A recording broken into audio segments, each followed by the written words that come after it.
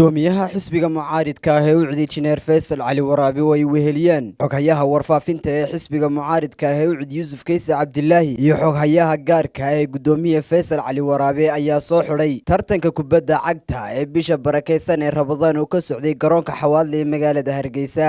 waxaa sidoo kale munaasabadan ka soo qayb galay mas'uuliyiin ka socota wasaaradda ciyaaraha iyo sidoo kale mas'uuliyiin ka socota wasaaradda xiriirka golayaasha iyo dastuurka Soomaaliland. ciyaartan ayaa u dhaxaysay kooxaha ku ciyaarayay magaca jaamacadda Rift Valley iyo kooxda ku ciyaarisay magaca Aadan 19 waxaana ciyaartan ahayd mid aad u xiiso badan isla markaana ay ka soo qayb galeen dadweyne aad u tiro badan. waxaana ciyaartani ku soo dhamaatay gool iyo eber ay guusha ku raacday kooxda ku ciyaarisay magaca jaamacadda Rift Valley. markii ay ciyaartani soo gabagabowday ugu horreyn waxaa halkaasi warbaahinta kala hadlay Mahdi Jawaase oo ah garsoorihii dhexdhexaadinayay ciyaartani. hadda labaad waxaan u mahad celinaynaa madaxda qiimaha leh oo ugu horeeya jineer faysal cali waraabe oo ah gudoomiyaha xisbiga mucaaradka ee u cid agaasimaha guud maxamed xuseen dambeeye agaasimaha waaxda qorsheynta cabdirashiid caydiid iyo agaasimaha kale agaasima waxeedka isaguna dalxiiska labada koox. waxa iyaguna sidoo kale halkaasi ka hadlay mas'uuliyiintii ka soo qayb gashay munaasabadda lagu xidhayay tartankan ka socday garoonka xawaadle ee magaalada Hargeysa.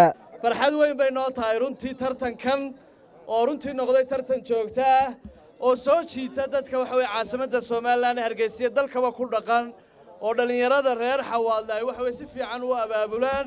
injineer faysal cali waraabe gudoomiyaha xisbiga mucaaridka ah ee u cid oo isaguna halkaasi ka hadlay ayaa ugu horreynba ka deyriyay xaaladda garoonka xawaadle ee magaalada Hargeysa. waxaanu nasiib darro ku tilmaamay xaaladda uu ku sugan yahay garoonkaasi isagoona dhaliilo culus u soo jeediyey dowladda hoose ee magaalada Hargeysa oo ku tilmaamay inay gabeen hawshii loo igmaday. ayaanu intii aan kubadda ciyaaraysay waxaan ka fakarayay garoonkaanu fadhino foolxumadiisa la yaabay ma ogtahay foolxumadiisa ma moodid garoon dawlad leh ma moodid mid dawlad hoose leh ma moodid tamar la'aanteena ayaa ka muuqata halkaa maanta carruurteena ee garoonka dhex fadhido oonu kala socneen. waxaan leenahay dawlad hoose leenahay oo ah inay tahay shaqadeedu inay qabato garoommada hagaajiso u nadiifiso ay ugu tala gasho dhul ay lagu ciyaaro.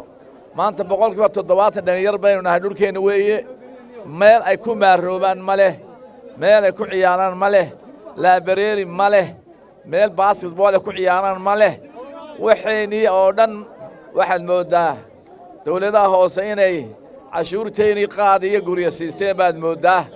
waxaan leenahay walaale bahal mandab la yidhaaho baa la cunay bahal la yidhaaho muxuu ahaaye dawa musbaar ayaa lacagteeni qaadatay aan garoon ku samaysan lahayn walaalayaal.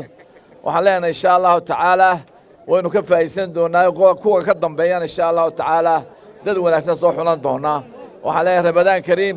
ugu dambeyntiina maamulka garoonka ayaa abaalmarino kala duwan guddoonsiiyey ciyaartooyada labada kooxood gaar ahaan kooxda ku guulaysatay koobka ee ku ciyaaraysay magaca jaamacadda Rift Valley.